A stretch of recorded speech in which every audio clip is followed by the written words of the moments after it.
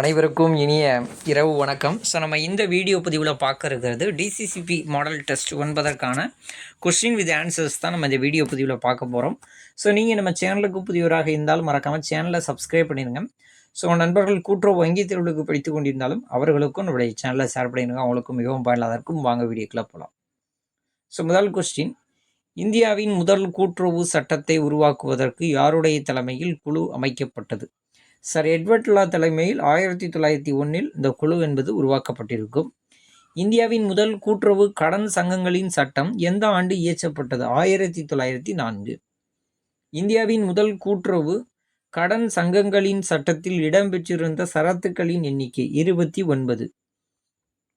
இந்தியாவில் முதல் கூட்டுறவு கடன் அமைப்பு டேஷ் உறுப்பினர்களை கொண்டு பதிவு செய்யப்பட்டது? 10. கடன் அல்லாத கூட்டுறவு சங்கங்களை உருவாக்குவதற்காக டேஷ் ஆண்டு கூட்டுறவு சங்கங்களின் சட்டம் இயற்றப்பட்டது? 1912. எந்த குழுவின் அடிப்படையில் கூட்டுறவு மத்திய பட்டியலில் இருந்து மாகாண பட்டியலுக்கு மாற்றப்பட்டது? மாண்டேகு செம்மஸ்போர்டு சீர்திருத்தங்கள் 1919. முதல் மாகாண கூட்டுறவு சட்டம் எங்கு இயற்றப்பட்டது? மும்பை. 1925 இந்த சட்டம் என்பது இயற்றப்பட்டிருக்கும். தமிழ்நாட்டின் முதல் மாகாண கூட்டுறவு சட்டம் இயற்றப்பட்ட ஆண்டு 1932. முதல் மல்டி யூனிட் கூட்டுறவு சங்க சட்டம் இயற்றப்பட்ட ஆண்டு 1942. அதன் தொடர்ச்சியாக 1984 ஒரு முறை திருத்தியிருப்பாங்க. அதுக்கப்புறம் 2002 கடைசியாக திருத்தியிருப்பாங்க. இந்த சட்டத்தின் அடிப்படையில் தான் தற்போது பல மாநில கூட்டுறவு சங்கங்கள் என்பது நிர்வகிக்கப்படுகின்றன. 50 ஆண்டுகால கூட்டுறவு சாதனை தற்போது தோல்வி அடைந்து விட்டது என்று தன்னுடைய அறிக்கையில் குறிப்பிட்ட குழு இது? கோர்வாலா குழு. இதில் அகில இந்திய கிராம கடன் மறு ஆய்வு குழுன்னு கொடுத்துருக்குது. இது வெங்கடாபயா தலைமையில் உருவாக்கியிருப்பாங்க. இந்த மறு ஆய்வு என்பது நல்லா ஞாபகம் வச்சுடுங்க. இது கொஞ்சம் குழப்புறதுக்காண்டி இப்படி கொடுக்கலாம். ஒருங்கிணைந்த பாரத ஸ்டேட் வங்கி உருவாக்க காரணமாக இருந்த குழு இது? கோர்வாலா குழு. 1955 இந்த ஒருங்கிணைந்த பாரத ஸ்டேட் வங்கி என்பது உருவாக்கப்பட்டிருக்கும். 1912 ஆண்டு கூட்டுறவு சட்டத்தின்படி எந்த கூட்டுறவு அமைப்பு சங்கங்கள் உருவாக்கப்பட்டன? அந்த 1912 சட்டத்தின் அடிப்படையில் பிரதம கூட்டுறவு கடன் சங்கங்கள் எல்லாம் தொடங்கப்பட்டது. அது போக பார்த்துட்டிங்கன்னா இந்த மாவட்ட அளவிலும் மாநில அளவிலும் தலைமை கூட்டுறவு நிறுவனங்கள் தொடங்கப்பட்டன. கடன் இல்லாத இதர கூட்டுறவு நிறுவனங்கள், உதாரணமாக கைத்தறி, மீனவர் கூட்டுறவு சங்கங்கள், இது போன்ற கூட்டுறவு சங்கங்கள்லாம் இந்த 1912 சட்டம் இயற்றப்பட்ட பிறகு தொடங்கப்பட்டது. இதற்கு ஆன்சர் மேற்கூறிய அனைத்தும் கரெக்ட் ஆன்சர்.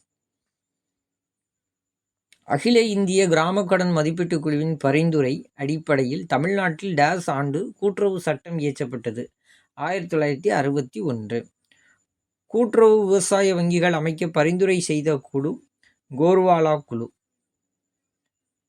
கூட்டுறவுகளில் ஜனநாயகமயமாக்கல் மற்றும் நிபுணத்துவ மேலாண்மை தொடர்பான சட்டக்குழு யாருடைய தலைமையில் உருவாக்கப்பட்டது? அர்த்தநாரீஸ்வரர் தலைமையில் உருவாக்கப்பட்டது.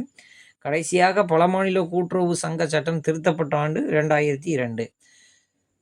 97வது அரசியலமைப்பு திருத்த சட்டம் டேஸ் ஆண்டு இயற்றப்பட்டது? 2011. மாதிரி கூட்டுறவு சட்டத்தை உருவாக்குவதற்கு யாருடைய தலைமையில் குழு அமைக்கப்பட்டது? திரு சௌத்ரி பிரம் பிரகாஷ். கடன் விற்பனை இணைப்பு திட்டத்தை பரிந்துரை செய்த குழு? கோர்வாலா குழு. டவுன்சன் குழு உருவாக்கப்பட்ட ஆண்டு 1927. இந்தியாவின் முதல் கூட்டுறவு சங்கங்களின் சட்டம் இயற்றப்பட்ட போது இந்தியாவின் வைஸ்ராயாக இருந்தவர் கர்சன் பிரபு. இது கடன் சட்டம், சரிங்களா? கூட்டுறவு அமைப்பு இந்திய அரசியலமைப்பின் டேஷ் அட்டவணையில் குறிப்பிடப்பட்டுள்ளது? 7வது அட்டவணையில் குறிப்பிடப்பட்டுள்ளது. இது ரொம்ப முக்கியமான கொஸ்டின்ஸ். இது அடிக்கடி கோஆபரேட்டிவ் எக்ஸாமில் கேட்பாங்க. 1912 கூட்டுறவு சட்டத்தின் மொத்தம் எத்தனை பிரிவுகள் இருந்தன? 56 பிரிவு. கூட்டுறவு சங்கங்களை ஆய்வு செய்வதற்கு மாநில அளவில் பதிவாளரை நியமிக்க வழிவகை செய்த சட்டம் 1904 கூட்டுறவு கடன் சங்க சட்டம். எந்த குழுவின் பரிந்துரை அடிப்படையில் சென்னை மாநில கூட்டுறவு சட்டம் இயற்றப்பட்டது? டவுன்சன் குழு பரிந்துரை அடிப்படையில் தான் சென்னை மாகாணத்திற்கென்று தனியாக 1932 கூட்டுறவு சட்டம் என்பது இயற்றப்பட்டிருக்கும். 1932ஆம் ஆண்டு தமிழ்நாடு கூட்டுறவு சங்க சட்டத்தில் எத்தனை பிரிவுகள் இடம்பெற்றிருந்தன? 66 பிரிவுகள். நிலவள வங்கிகளுக்கென பிரத்யேகமாக முதல் கூட்டுறவு நில அடமான வங்கி சட்டம் எந்த மாநிலத்தில் இயற்றப்பட்டது? தமிழ்நாடு. 1934 இயற்றிருப்பாங்க. தமிழ்நாடு கூட்டுறவு சட்டம் 1961 எத்தனை சரத்துகள் இடம்பெற்றிருந்தன? 122 சரத்துகள் இருந்தது. மேல்முறையீட்டு வழக்குகளை முடிவு செய்ய நடுவர் நீதிமன்றம் அமைக்க வழிவகுத்த கூட்டுறவு சட்டம் 1961 கூட்டுறவு சட்டம். 1983ஆம் ஆண்டு கூட்டுறவு சட்டத்தின் விதிகள் எந்த ஆண்டு நடைமுறைப்படுத்தப்பட்டன? 1988. கூட்டுறவு சங்கங்களை பதிவாளருக்கு பதிலாக கூட்டுறவு இணையங்கள் வழி நடத்த வேண்டும் என்று எந்த குழு பரிந்துரை செய்தது? அர்த்தநாரீஸ்வரர் குழு. 97வது அரசியலமைப்பு சீர்திருத்த சட்டத்தின்படி கூட்டுறவு சங்கங்களின் மேம்பாடு தொடர்பான மாநில கொள்கைகளின் வழிகாட்டுதலுக்காக சேர்க்கப்பட்ட பிரிவு 43B. இது ரொம்ப முக்கியமான கொஸ்டின். இது அடிக்கடி கேட்பாங்க கோஆபரேட்டிவ் எக்ஸாமில். 1934 இயற்றப்பட்ட கூட்டுறவு நில அடமான வங்கி சட்டத்தில் எத்தனை பிரிவுகள் இருந்தன? 38 பிரிவுகள். கூட்டுறவு நிறுவனங்களின் வளர்ச்சிக்கு மாநில அரசு அதிக பங்களிப்பு செய்யும் வகையில் கூட்டுறவு சட்டத்தை திருத்தி அமைக்க பரிந்துரை செய்தது குழு கோர்வாலா குழு. தற்போது நிலவள வங்கிகள், வேளாண்மை மற்றும் ஊரக வளர்ச்சி வங்கிகள் எந்த சட்டத்தின் கீழ் பதிவு செய்யப்படுகின்றன? 1983 தமிழ்நாடு கூட்டுறவு சங்க சட்டத்தின் கீழ் தான் அவைகளும் பதிவு செய்யப்படுகின்றன மற்றும் ஒழுங்குபடுத்தப்படுகின்றன. 1983 தமிழ்நாடு கூட்டுறவு சங்க சட்டம் எவ்வாறு அழைக்கப்படுகிறது? நடைமுறை சட்டம். எந்த ஆண்டு இயற்றப்பட்ட கூட்டுறவு சட்டத்தின்படி கடன் சாரா சங்கங்களையும் பதிவு செய்ய வழிவகை செய்யப்பட்டது? 1912 சட்டத்தின் அடிப்படையில் தான் கடன் சாரானா வேற ஒன்றும் இல்லை, அவங்க பணத்தை கையில் கொடுக்க மாட்டாங்க, அதற்கு பதில் பொருளாக கொடுப்பாங்க. அதுதான் கடன் சாரா சங்கம். 1983 தமிழ்நாடு கூட்டுறவு சட்டத்தின் மொத்தம் எத்தனை பிரிவுகள் உள்ளன? 184 பிரிவு. இது ரொம்ப முக்கியமான கொஸ்டின்ஸ், அடிக்கடி எக்ஸாமில் கேட்பாங்க. 1904 கூட்டுறவு சட்டத்தின் கீழ் முதல் தொடக்க வேளாண்மை கூட்டுறவு கடன் சங்கம் எங்கு பதிவு செய்யப்பட்டன?